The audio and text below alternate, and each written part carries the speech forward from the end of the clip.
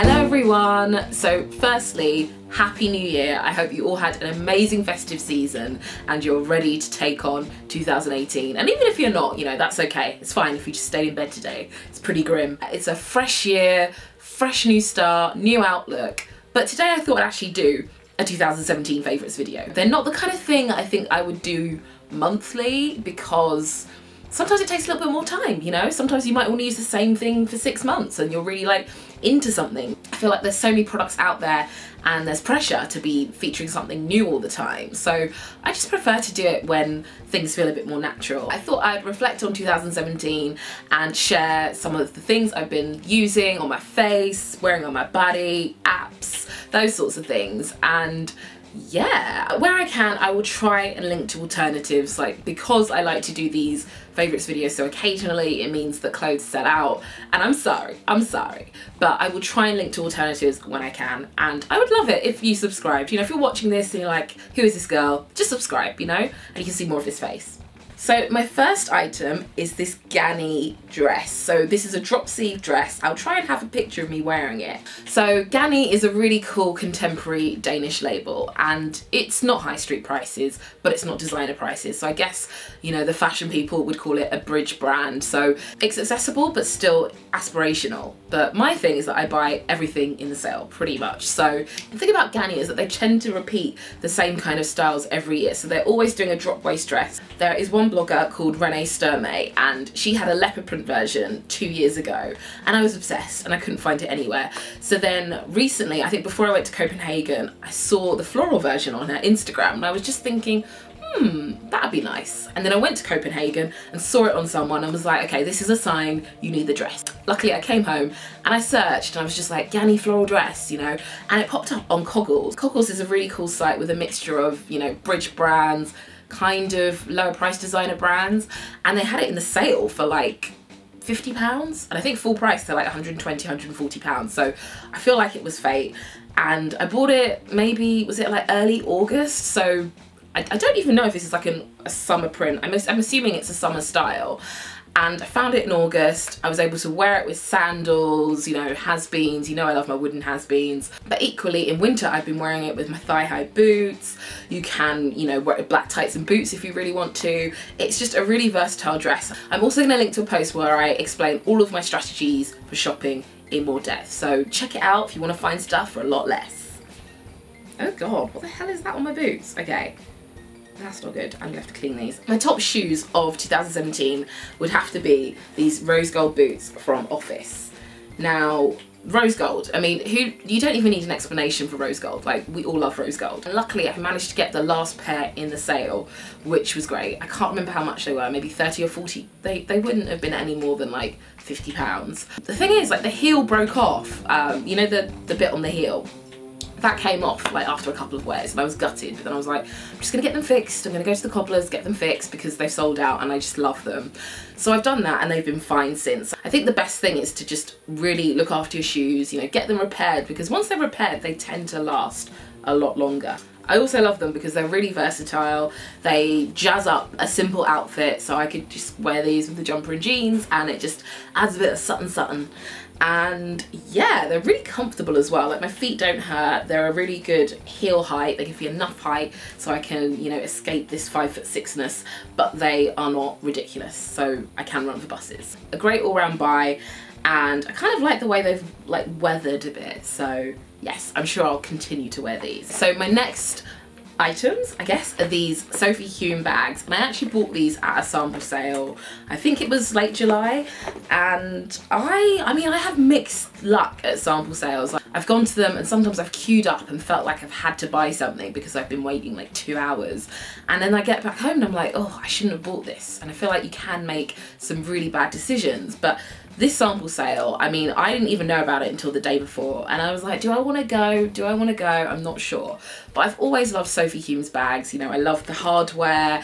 I love you know, the detailing. I love the fact that they're also practical. Like, I love crossbody bags because, you know, I can put them on my body and I can get on with my life. I'm not restricted in the way I wear it. It's just, I'm a very practical person when it comes to bags. And I happened to go on the last day. Everything had been reduced by a further 50%. So I got these 2 bags for £75, I think, 85 maybe. This was 35, this is, yeah. Okay, so I got these 2 bags for £85, and I think they're you know, normally around £400 each. And I think, you know, maybe it's because the designer has kind of changed her style a little bit, but these are still current. You know, I love the fact that they're a little bit futuristic, you know, they're quite edgy, they're not super pretty. I was just so happy, and they had so many good colours as well. I know it's really bad that I'm telling you about this now, like 6 months later, but I think it's just about following the right people on Instagram, on Twitter, and then going with like a clear idea in mind, so you're not swayed by, you know, a bright yellow bag, but you go in and you think, you know, this is a chance to get something I've always loved for a really reasonable price. Yeah, I think just have your sensible head on, but maybe go on the last day and see what you can find. So now I'm gonna include some beauty products. I wouldn't normally do this, and I think, you know, I need to get a little bit better at testing beauty, especially skincare. I find it's, you know, really hard for me to really ascertain as to whether a product is working for me. But I really love the Pixie Double Cleanse by Caroline Hirons. Hopefully I said that correctly, probably not. But she's a, you know, a skincare blogger. You probably know about her already. And yeah, I find just removing makeup is really tough, especially when my makeup is brown. So I find that I think I've taken it off, and then I wake up and I'm like, the makeup's on the pillow. Like, it's just so hard to remove.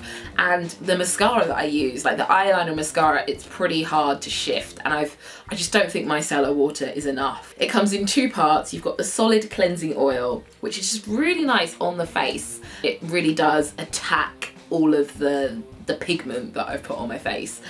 And then the cleansing cream, which is the second step. So, you know, you're just getting rid of, hopefully, the rest of it. You know, sometimes there may be like tiny specks, you know, of mascara still left, but I think this is the best kind of product that really attacks my makeup. Like, I haven't really found anything that comes close, and I like the fact that there's a 2-way approach. I need to repurchase this because it's run out, and I'm still like in denial, like trying to scrape it out. So another product I love, it's no surprise, it comes from the launch of the year, Fenty Beauty, and it's the Kilowatt Highlighter in Ginger Binge and Moscow Mule, and it's just such a gorgeous colour. It's like a rose goldy, bronzy highlight, which you can use as a blush as well. It's really pigmented, you know, for me it's a challenge to find the right blushes, and sometimes I want like a nice pretty pink, but it just looks weird. It looks like I'm just like a doll putting a bit of pink paint on my face. So I love that Rihanna has created this inclusive range. You know, it's so pigmented, and this has just got me trying something new. Like, I never used to be really into highlighter. I was just confused, I was perplexed. I was like, where am I putting the highlighter? But now I feel like, you know, I'm gonna do this, and I really love using this side. I guess, is this Ginger Binge? I think this is Ginger Binge.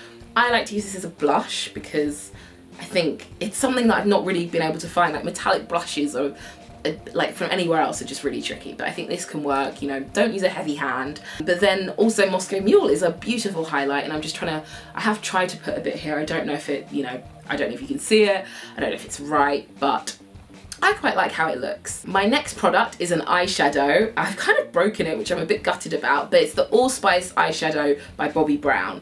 And this is a gorgeous, oh my God, what have I done to it? Okay, I don't know what the cutaway is gonna look like, but I would say it's like a brownie, like a metallic shimmery brown. It's quite like a multi-dimensional eyeshadow. And sometimes I just want a little, you know, something subtle to put on my eyes, because I'll see, you know, other YouTubers with lighter skin and they can just put pink on their eyes and it looks natural, and I'm like always trying to find the equivalent for my skin tone, which is a little bit of something but natural. And I think this does it, you know. I think you could dial it up maybe if you use like a darker colour in the crease. I really just love to wear it on its own on a daily basis, and it's just a little something, you know. So it's a great product. I'm a little bit gutted that I've broken it, but I'm gonna try and be a bit more careful from now on.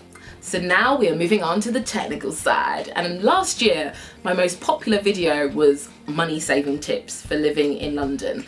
And you know, I would love to do a follow-up, but I feel like I don't have enough tips. But one thing I have been using is the app Chip. It's a savings app, and I found it, you know, sometimes I want to have savings for bigger things, you know, the important things, like the house I'm probably going to buy in like 50 years time, but small things like holidays or, you know, certain tech, I don't necessarily have a savings account for that, or sometimes I'm like, oh, no, I can't really save for this.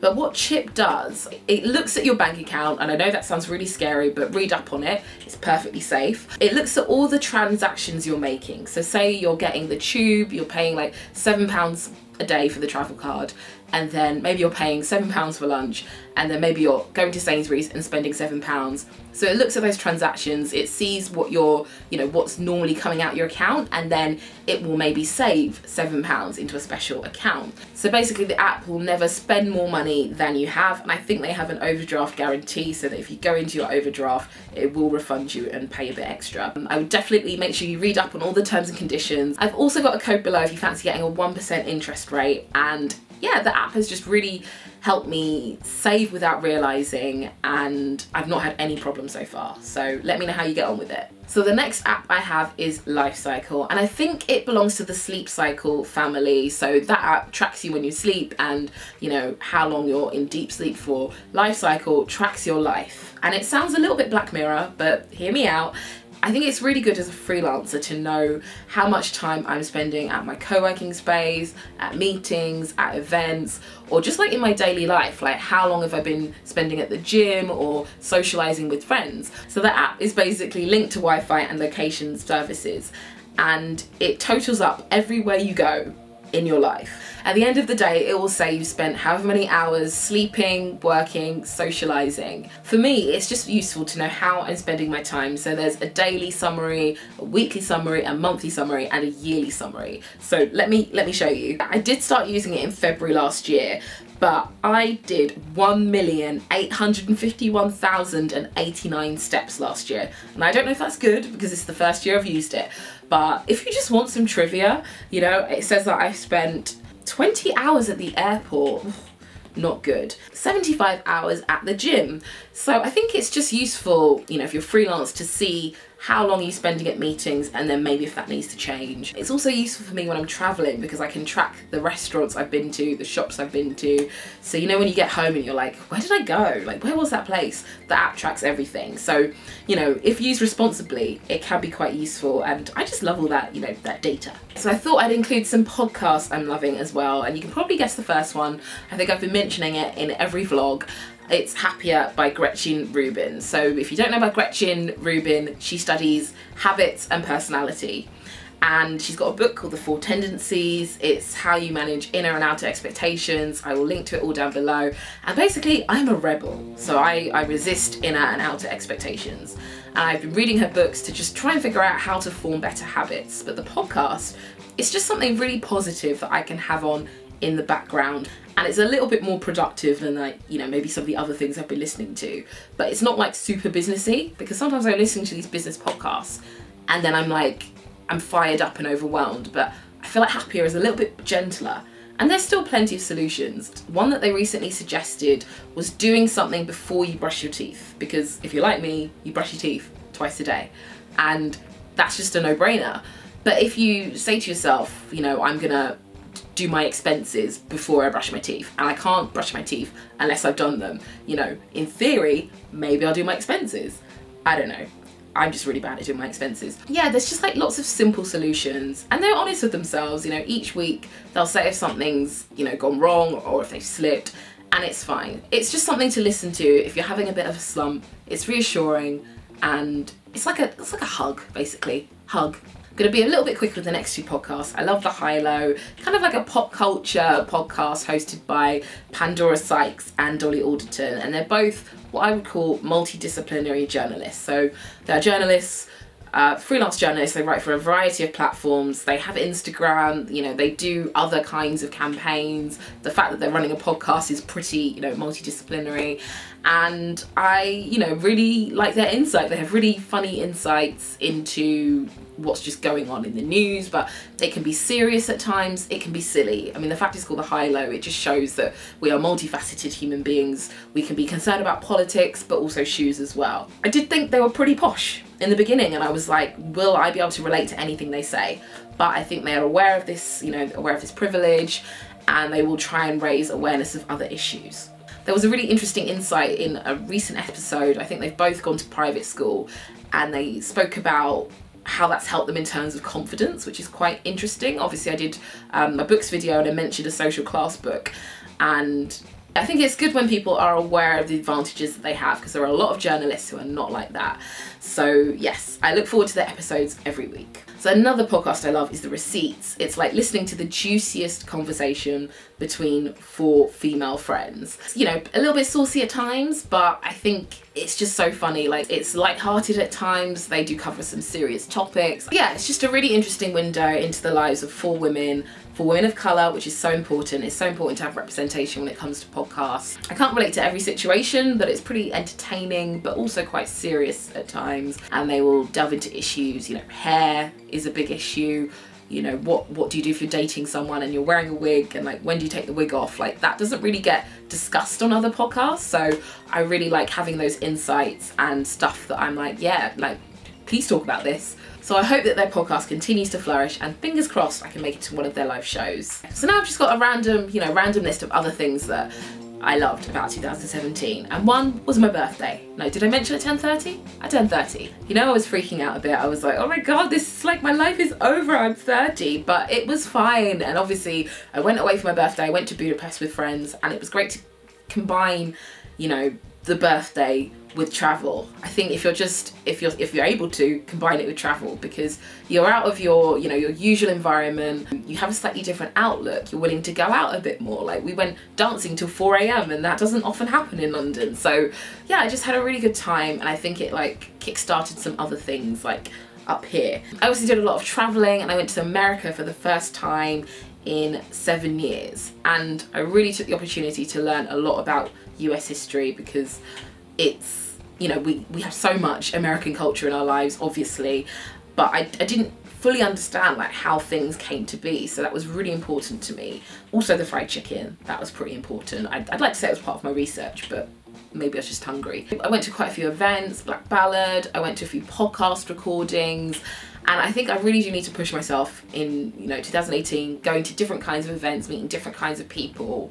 So I'm definitely going to build on that. And also my blog, like, it was, I guess, the most successful year that I've ever had, which has been really reassuring, because as you know, I've had quite an interesting freelance journey. Didn't know what I was doing half the time, but I think now I've had a lot more clarity. I know what I stand for, and I've had some really, you know, positive feedback from brands. I'm going to be sharing more about this. It's basically my 10th year of blogging, so I'm going to be sharing lots of insights and things that I've learned, and hopefully something exciting for my 10th anniversary. So I think that's just about everything. I would love to know what your favourites were in 2017, or what did you learn? Like, what did you learn about yourself or life? You know, share in the comments. I'm also going to be doing a roundup post on my blog very soon, so hopefully I'll have a link for that down below. And I would love to do a Q&A this year. I've got a couple of questions. I could always do with a few more questions. So if you'd love to know anything about blogging, London, life, whatever, blue hair, just leave them in the comments. As always, I'll pop some videos here. Thank you so much for watching, and I will see you very, very soon. Bye! So hello, I'm in Germany with my little cousin, who is very naughty and keeps trying to steal the camera from me.